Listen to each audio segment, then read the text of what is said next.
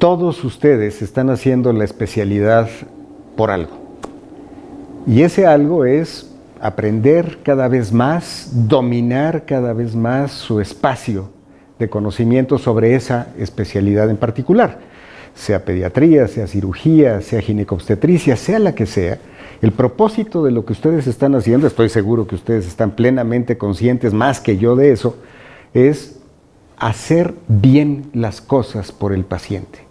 Para eso están aprendiendo cada vez más, fortaleciendo sus destrezas, reforzando sus conocimientos. Pero valdría la pena preguntarse, ¿y qué significa hacer bien las cosas para el paciente? Si están estudiando, están haciendo procedimientos para hacer bien, ¿qué significa hacer bien? Y déjenme decirles que generalmente ese hacer bien es implícito, como si lo trajéramos tatuado y ya. Y no hay más que aprender que de cirugía, que de pediatría, que de medicina interna, y saber cómo diagnosticar y cómo curar. Pero el asunto es que no siempre nos salen bien las cosas a pesar de eso. Se nos infectan los pacientes, se deciden tratamientos que no son correctos, se realizan procedimientos quirúrgicos que a veces no se hacen bien y a veces los pacientes fallecen. Y no por la causa por la que se internaron, sino por algún error que se cometió. El propósito de estos próximos minutos es hablar justamente de qué significa hacer bien lo que se supone que todos ustedes están aprendiendo a hacer cada vez mejor. Y eso significa calidad y significa seguridad. En la serie de conferencias que ustedes van a escuchar, van a oír hablar de estos términos: calidad, seguridad, acreditación, certificación, guías de práctica clínica, profesionalismo. ¿Qué significa todo eso? Entonces, el propósito de los próximos minutos es hablar sobre calidad y sobre seguridad de los pacientes. Y entonces, les propongo contestar 3 preguntas.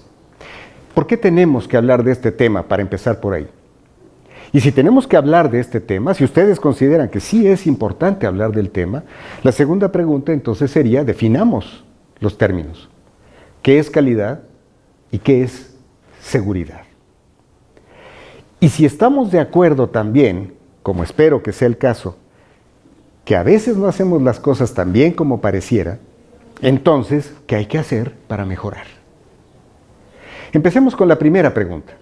¿Por qué tenemos que hablar de este tema? ¿Qué tan importante es? Finalmente todos hacemos las cosas bien. Para eso estamos estudiando, para eso hemos estudiado. Para eso aprendemos. Déjenme empezar con un asunto que tal vez piensen ustedes no tiene que ver con nosotros, pero tiene mucho que ver con nosotros.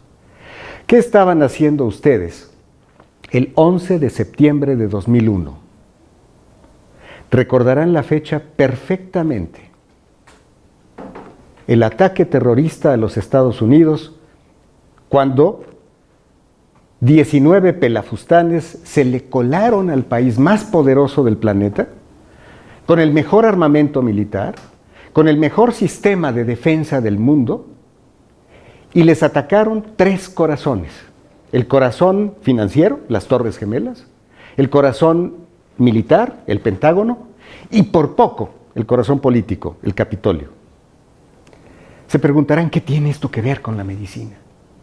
A nosotros se nos cuelan a cada rato bacterias, virus, errores que no debimos haber cometido.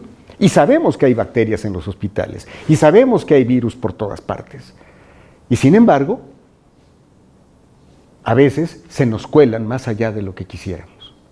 Lo que van a ver a continuación es una supersíntesis de un análisis de lo que pasó el 11 de septiembre en los Estados Unidos. Hagan la analogía. Ustedes están en hospitales. Cuando vean esto seguramente se van a preguntar, pero ¿cómo es posible que al país más poderoso de la Tierra le haya pasado lo que le pasó? Y a nosotros también nos ocurren ese tipo de cosas. Y se podrán preguntar, pero ¿cómo es posible que se haya caído el paciente de la camilla? ¿Cómo es posible que se nos haya infectado? ¿Cómo es posible que hayan prescrito esos antibióticos cuando no se justificaban? Vean lo que pasó el 11 de septiembre. Esto que ven ustedes ahí es lo que se llama un diagrama de Ishikawa. Es una de las herramientas que usamos en el mundo de la calidad para identificar las causas de los problemas y clasificarlas, porque todos los problemas tienen múltiples causas. Van a ver, no voy a entrar en los detalles. Ahí están todas las causas, los grupos de causas que llevaron a la destrucción de 2 grandes edificios y un ataque al Pentágono. Había problemas a pesar de que se conocían los antecedentes. Si empezamos arriba a la izquierda, abajo a la izquierda, ¿cómo ingresaron estos 19 pelafustanes? ¿Cómo fue posible que ingresaran a los Estados Unidos?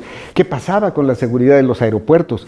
¿Qué pasaba en los aviones secuestrados? ¿Cómo respondió la Defensa Aérea de los Estados Unidos y el gobierno norteamericano? ¿Y cómo se vivía la situación en las Torres Gemelas?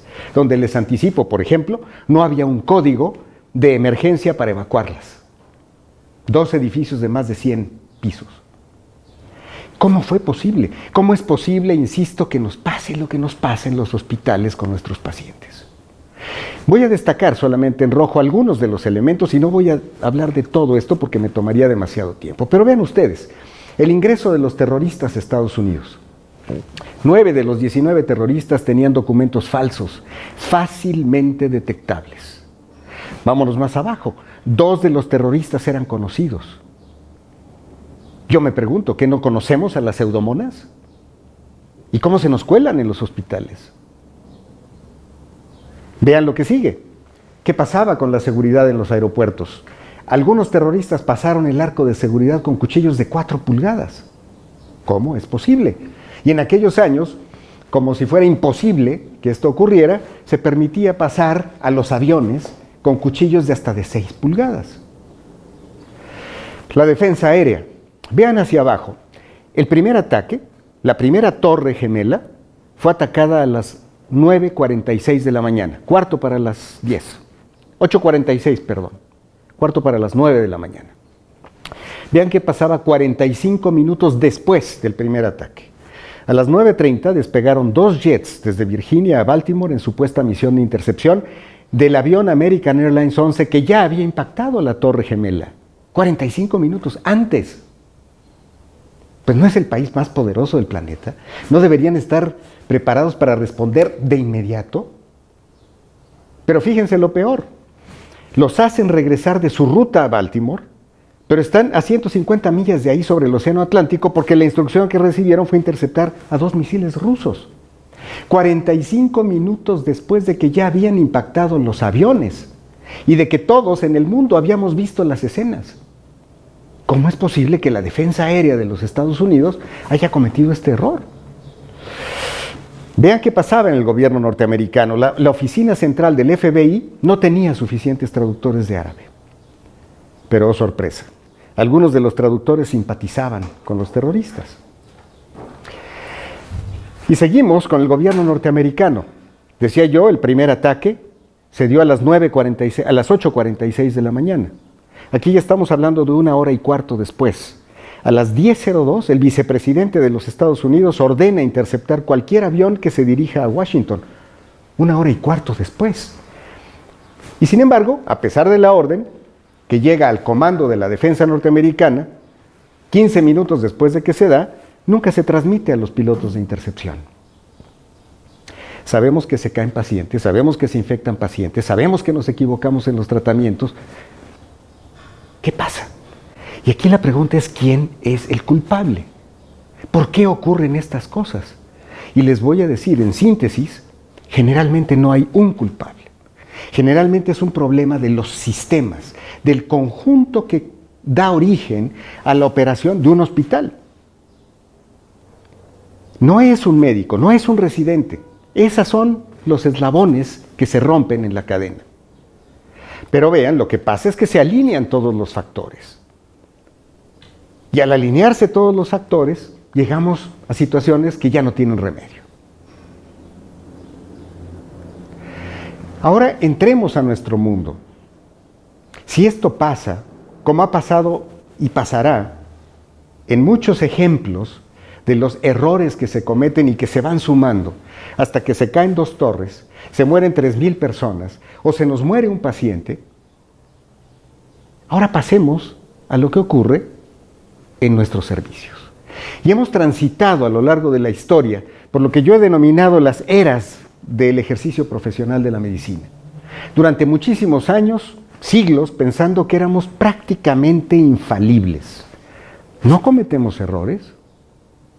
Y luego de pronto, a mediados del siglo XIX, y no entraré a detallar todo esto, empezamos a darnos cuenta de que sí. Porque Florence Nightingale demuestra en los hospitales de campaña en la guerra de Crimea que los soldados del ejército británico se morían más adentro de esos hospitales de campaña que por heridas de guerra fuera de los hospitales. Y que eso era por manos que no se lavaban, por infecciones. Y entonces empezamos a demostrarnos que sí cometemos errores. Pero luego viene un hecho que marca la historia de lo que estamos viviendo hoy y que justifica plenamente por qué sí tenemos que hablar de calidad y de seguridad de los pacientes hoy. Y entramos a la era de la falibilidad expuesta. O sea, no solamente nos demostramos y nos dimos cuenta de que sí cometemos errores, más de los que creíamos, y causamos más daños de los que esperábamos, sino que además ya estamos expuestos a la sociedad porque están los medios de comunicación, están toda la información en Internet. Estamos expuestos. Y vean cuál fue el detonador de todo esto. Una publicación del Instituto de Medicina de los Estados Unidos en 1999 que se llama Errar es humano, construyendo un sistema de salud seguro. En ese libro salió una cifra que sacudió al mundo. Entre 44,000 y 98,000 norteamericanos mueren anualmente por errores médicos prevenibles. ¿Cómo es posible si hacemos bien las cosas? ¿Y matamos pacientes? Ahí está la cifra de 1999. ¿Saben cuál es la cifra publicada el año pasado, 2016? A pesar de todos los esfuerzos que se han hecho, en los Estados Unidos en particular, están estimando que fallecen ahora cerca de 400,000 al año. 4 veces más de lo que está aquí estimado. Entonces sí nos equivocamos. Y entonces tenemos que entender de qué estamos hablando cuando hablamos de calidad y cuando hablamos de seguridad. Y no basta solamente dominar la técnica quirúrgica, no basta solamente conocer lo que tenemos que conocer para diagnosticar correctamente y tratar correctamente. Tenemos que entender qué significa lo que estamos haciendo en términos de calidad. Y ustedes van a oír, como acabo de mencionar, seguridad y calidad. ¿Es lo mismo? ¿Es diferente? ¿Qué es qué? Déjenme ilustrar, para empezar a definir qué es qué, lo que a veces hacemos en nuestros hospitales. Aquí hay un estudio de hace varios años, publicado en una revista extranjera, por una investigadora mexicana, la doctora Baridó, en hospitales del Instituto Mexicano del Seguro Social. Pero déjenme decirles que esto es extrapolable a todo el Sistema Nacional de Salud. Esto que ven ustedes pasa todavía hoy en todo el país. 396 pacientes quirúrgicos. A 260 se les prescribe un antibiótico profiláctico. ¿Qué antibióticos se prescriben? Se prescriben 22 antibióticos diferentes para esos 260 pacientes. ¿Todos son justificados? ¿Todos son el antibiótico de elección? Si la respuesta es no, quiere decir que estamos haciendo algo mal. Quiere decir que a pesar de que supuestamente sabemos, no sabemos tan bien como creemos. Pero van a ver más adelante. Resulta que en algunos pacientes se prescribió un solo antibiótico y ahí está la lista de los antibióticos que se prescribieron. Pero a algunos otros pacientes, a 68, se les prescribieron 32 combinaciones diferentes. ¿Eso está justificado? ¿Eso es calidad? A 15 pacientes se les prescribieron 10 combinaciones de 3 antibióticos diferentes. Ahora vean la consecuencia de esto. En el 31% de esos casos la prescripción fue correcta. En el 69% no. Pero vean abajo a la derecha de la pantalla, por favor. En el 22% de los pacientes se causó un daño, se les hizo daño. Queriéndoles hacer bien y creyendo que estamos haciendo bien las cosas, se causó un daño. Entonces, no solamente no hubo calidad, porque no se hizo lo que se debía hacer, sino que además se afectó la seguridad del paciente porque se le causó un daño. Entonces, ¿qué es cada cosa? ¿Qué es entonces la calidad y qué es la seguridad?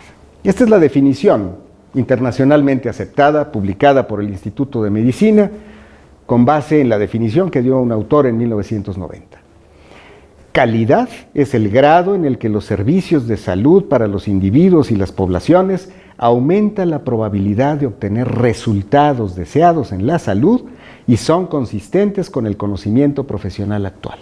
Vamos a traducirla.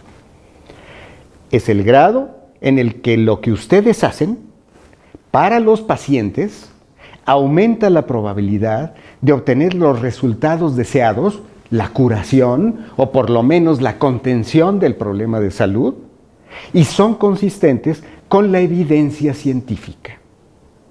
Eso es la calidad. Pero déjenme ponerlo ahora todavía más aterrizado. Cuando hablamos de calidad, hablamos de dos dimensiones diferentes. La dimensión interpersonal, la relación que ustedes establecen con sus pacientes y sus pacientes con ustedes, y la dimensión técnica, que es el que ustedes sepan diagnosticar y tratar, médica o quirúrgicamente. Entonces hay esas dos dimensiones, la interpersonal y la técnica. La dimensión interpersonal se expresa a través de la satisfacción de los pacientes, porque finalmente es lo que el paciente percibe de ustedes. Y la dimensión técnica se expresa en esta relación entre beneficios y riesgos. Cuando ustedes recetan un medicamento, cuando ustedes realizan un procedimiento quirúrgico, están buscando siempre, aunque estoy casi seguro que no lo hacían conscientemente, ahora sí lo harán conscientemente, están buscando el mayor beneficio para el paciente con el menor riesgo para el paciente. Esa es la expresión de la dimensión técnica. Sustituyamos la expresión por el dominio, por lo que abarca cada uno de ellos para que vean qué hay adentro de cada una de las dimensiones. Dentro de la dimensión interpersonal está el trato digno para el paciente. Y eso es que respeto, información que entiende el paciente, amabilidad, confidencialidad, todo eso es el trato digno. También son las amenidades, o sea, lo que existe alrededor del proceso de atención que ustedes dan en el consultorio o en el hospital. La ventilación, la iluminación, la limpieza, todo eso son las amenidades y todo eso forma parte de la dimensión interpersonal. Eso es lo que percibe el paciente. Eso es lo que puede interpretar el paciente. Pero, por otra parte, en la dimensión técnica está la seguridad y las mejores prácticas con base en evidencia científica, sean médicas o sean quirúrgicas. Eso es lo que abarca la dimensión técnica. Van a ustedes a escuchar aquí hablar de calidad y de seguridad. Son diferentes conceptos. La seguridad es un dominio de la dimensión técnica de la calidad. La seguridad es una parte de la calidad. Y esa parte de la calidad tiene que ver con el riesgo al que se somete a los pacientes, como acaban de ver en los datos del estudio sobre prescripción de antibióticos profilácticos, en donde no se ofrecieron los mayores beneficios, se incrementaron los riesgos para algunos pacientes y entonces se afectó la dimensión técnica y en particular la seguridad de los pacientes. Pero si ya sabemos que podemos cometer errores, no deliberadamente, ¿qué hay que hacer para evitar que se cometan errores? ¿Qué hay que hacer para hacer las cosas cada vez mejor? No porque se hagan mal, sino porque cada vez se pueden hacer mejor. Déjenme decirles varias cosas. Primero, hay que acabar con los mitos. Y son mitos que ustedes o ya escucharon, o van a escuchar, o están pensando? Cuando decimos que hay que mejorar la calidad, lo primero que yo he escuchado durante toda mi experiencia en el tema, 30 años trabajando sobre el tema, no tenemos recursos. ¿Cómo me pide usted que haga mejor las cosas si no hay antibióticos, si no hay más enfermeras, si no hay? El mito es más es mejor. Si no me das más, no puedo hacer las cosas mejor. Bueno, ya vimos que eso no es cierto. No es completamente cierto. Yo puedo dar cada vez más antibióticos, administrárselos al hospital, para que se prescriban cada vez más antibióticos, y eso no necesariamente es mejor. Es más, hay más riesgo de daños, y ahora agréguenle los pesos. ¿Se imaginan el desperdiciadero que hacemos de recursos por hacer mal las cosas? ¿Cuántos de los antibióticos que vieron ahí no se debieron haber utilizado así? ¿Y se gastó en ellos? ¿Y se hizo daño? ¿Y no se ofreció el mayor beneficio? Entonces, más no es mejor. Claro, siempre necesitamos más recursos, no quiero decir que no. Pero vean ustedes de qué depende la mala calidad y la inseguridad.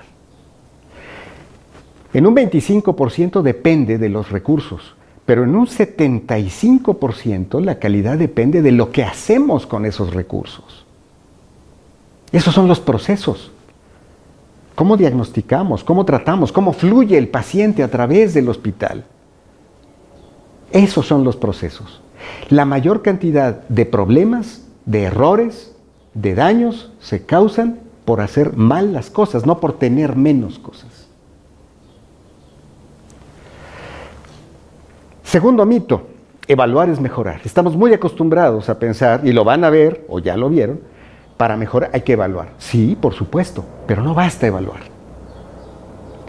Evaluar en un examen para ustedes significa que les den una calificación después de que estudiaron. Pero si no sacaron la calificación que esperaban, ¿quién los ayudó a mejorar la calificación? ¿Alguien les explicó cómo mejorar sus técnicas de estudio? Y yo creo que no siempre ocurre eso. Entonces, evaluar no es igual a mejorar. Y vamos a ver entonces qué hacer para mejorar si no es lo mismo que evaluar. Porque además pensamos que mejorar son ocurrencias. Se me ocurre que hay que hacer tal cosa, se me ocurre. Se nos cayó un paciente, bueno, se me ocurre que la próxima vez hay que ponerle el barandal. Pues sí, qué fácil. ¿Así de fácil funcionan las cosas? Por desgracia no, por eso siguen ocurriendo las cosas que ocurren. Entonces, primero, para mejorar, acabemos con esos mitos. Más no es mejor, evaluar no es mejorar, y mejorar no son ocurrencias. Entonces, ¿qué es mejorar? Mejorar es asegurar el cumplimiento de estándares. Los estándares son especificaciones del deber ser. Hay estándares para la realización de procedimientos quirúrgicos. Hay estándares para el uso de antibióticos. Y esos estándares, ¿qué son? Certificaciones, acreditaciones o guías de práctica clínica, por ejemplo. Certificaciones de los médicos que deben demostrar ciertos conocimientos, ahí se estandariza el conocimiento. Acreditaciones o certificaciones de hospitales, de unidades de hemodiálisis, de otro tipo de servicios. Y las guías de práctica clínica que establecen el deber ser con base en la evidencia científica. No con la ocurrencia de cada quien que tiene una gran experiencia y con base en su propia experiencia, independientemente de la evidencia científica, creen que están haciendo bien las cosas. Y ahí están los resultados en los antibióticos que se prescriben, por ejemplo. Es un solo de muchos ejemplos más que podría yo citar. Entonces, hay que asegurar el cumplimiento de estándares. Pero también hay que emplear lo que hoy se conoce como la ciencia de la mejora. Hay un cuerpo de conocimiento ya muy bien establecido que nos dice qué hay que hacer para mejorar, que no es solamente evaluar. ¿Qué es la ciencia de la mejora? Son cambios en los sistemas y procesos a partir de aprendizaje para mejorar y demostrar los resultados. Por supuesto, la palabra clave aquí es demostrar, como una ciencia. ¿Qué funciona y qué no funciona? ¿Queremos evitar que se sigan usando los antibióticos así? Pues entonces tenemos que hacerlo bien. Y tenemos entonces que buscar por qué no se están utilizando bien qué fuentes de error puede haber, cómo pensamos que se pueda corregir, cómo vamos a demostrar que lo que estamos pensando sí corrige y finalmente entonces empezar a hacer eso de manera sistemática. Por eso es una ciencia. Y esos son los cambios en los sistemas y en los procesos. Cómo se enseña, cómo se supervisa, cómo se ejerce. En otras palabras, esto significa que si queremos mejorar el caso de los antibióticos, como insisto, pueden ser 1000 otras cosas, preguntarnos qué estamos tratando de lograr. ¿Cómo sabremos que un cambio esperado produjo una mejora? Y 3, ¿qué cambios podemos hacer entonces en el proceso para alcanzar el objetivo? Y con esas respuestas entrar en un ciclo que se conoce como el ciclo de mejora de calidad, que no es solamente de los servicios de salud, se usa en todas las disciplinas en el mundo. Y de esa manera probar, como lo hacemos en la ciencia con un medicamento para que entre al mercado, probar si lo que estamos pensando realmente tiene el efecto que queríamos que tuviera para corregir lo que queremos corregir. Por eso es ciencia de la mejora. No son ocurrencias. Hay que saber hacerlo. ¿Y saben qué significa saber hacerlo? Nada más les pongo para que se den una idea. No voy a entrar en detalles aquí, nada más para darles una idea de que hay todo un cuerpo de conocimiento. Hay componentes analíticos en esto. Hay que saber describir, hay que saber medir y hay que saber evaluar. Sí, por supuesto. Pero también hay componentes de diseño de las organizaciones hospitalarias, como puede ser un servicio de quirófano, un servicio de urgencias, un servicio de tococirugía o un piso de medicina interna. Hay que saber diseñar las organizaciones, hay que manejar los cambios organizacionales, porque toda mejora es un cambio. Entonces no es una ocurrencia, hay que saber qué significa el cambio en las organizaciones, y hay que saber estudiar eso. Y hay que entender también cuál es la cultura de la organización que permita que esos cambios se den para modificar también los diseños. Y todo esto no funciona si no hay componentes estratégicos, saber dirigir. Y eso implica estrategia, ejecución, liderazgo, creatividad, innovación, comunicación. En fin, ahí lo dejo solamente para decirles, hay todo un cuerpo de conocimiento que va más allá de simplemente saber prescribir un antibiótico o diagnosticar un síndrome metabólico. Sí hay que hacerlo, por supuesto, pero hay un cuerpo de conocimiento que contribuye a que en una organización todo eso se pueda hacer mejor. Insisto, no porque se haga mal, sino porque se puede hacer mejor. Y tan se puede hacer que vean ustedes, los pediatras me entenderán muy bien. Aquí está el caso de Cincinnati Children's Hospital, uno de los 3 hospitales más importantes de los Estados Unidos y, por consecuencia, uno de los mejores hospitales del mundo, pediátricos. ¿Cómo es posible que un hospital pediátrico de este calibre se haya propuesto reducir el daño a los niños en un 80% en 3 años, de acuerdo con problemas severos de seguridad que se presentan por 10,000 días paciente? Pues que no son tan buenos. Precisamente por eso son tan buenos. Porque son capaces de reconocer que no están haciendo las cosas tan bien. Y son capaces entonces de medir, de evaluar y de mejorar. Y eso no se logra de la noche a la mañana. Vean ustedes en esa tabla, vamos del año 2005 al año 2010.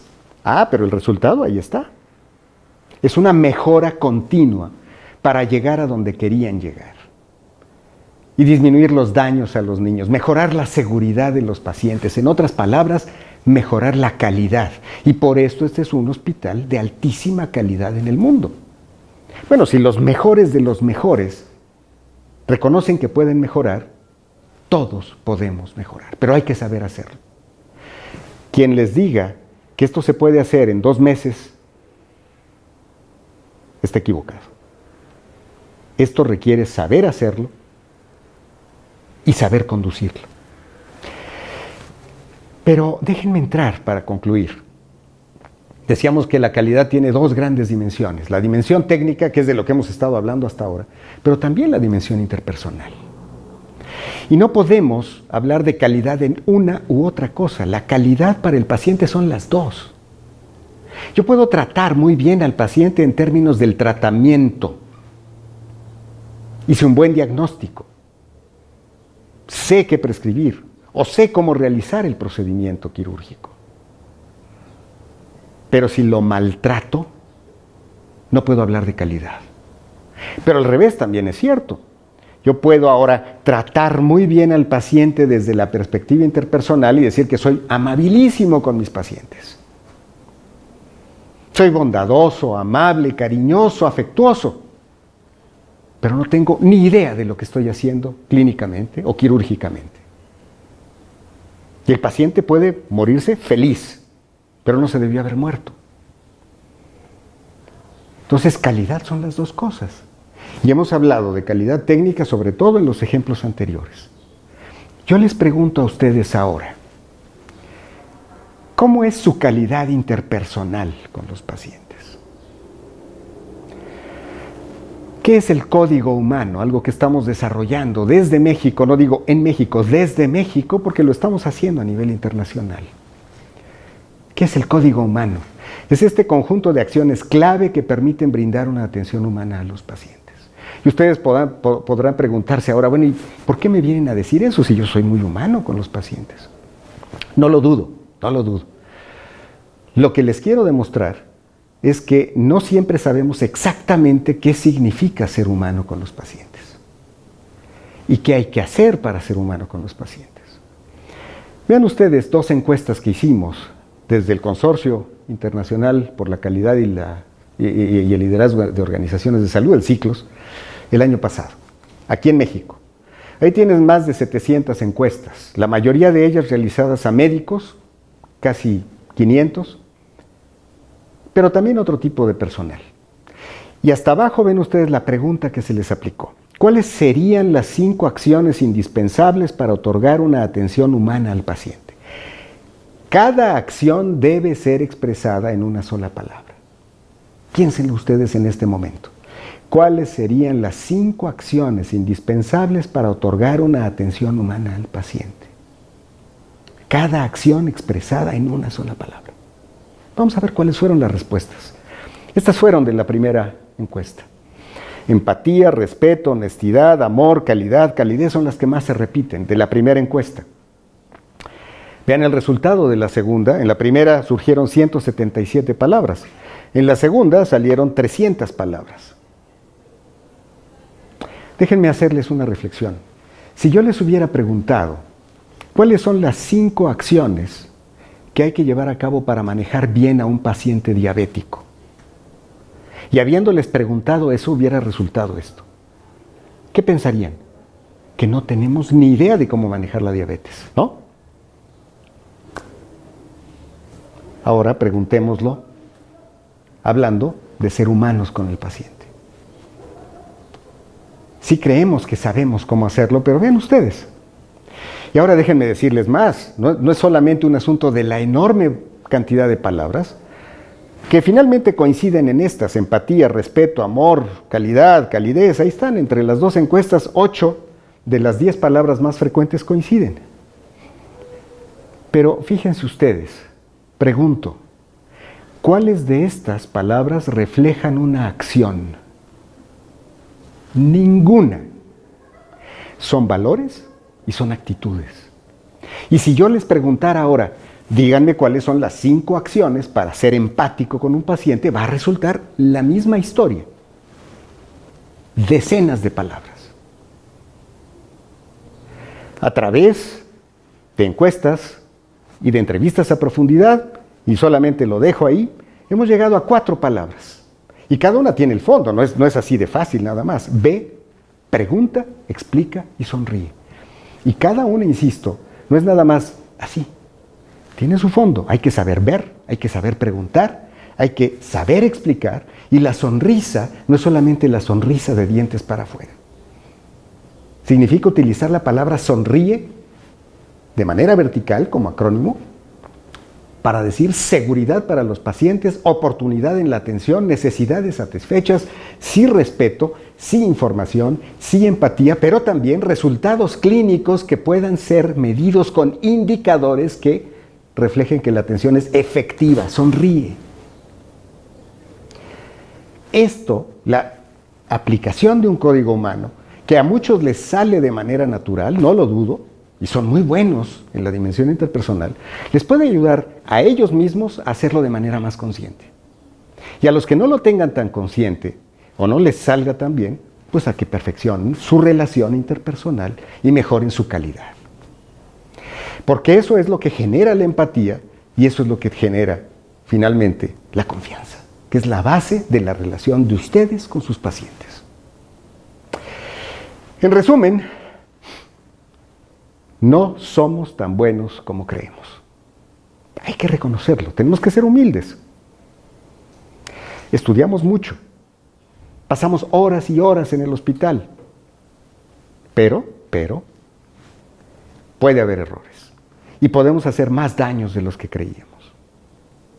Por eso es importante entonces entender qué es calidad, qué es seguridad y tenemos que saber cómo mejorar la calidad y la seguridad de los pacientes. Yo les deseo fervientemente que a lo largo de estas conferencias que van a escuchar puedan seguir siendo cada vez mejores. Como todos los días podemos ser cada vez mejores. Mis mejores deseos de éxito para ustedes y por supuesto para sus pacientes.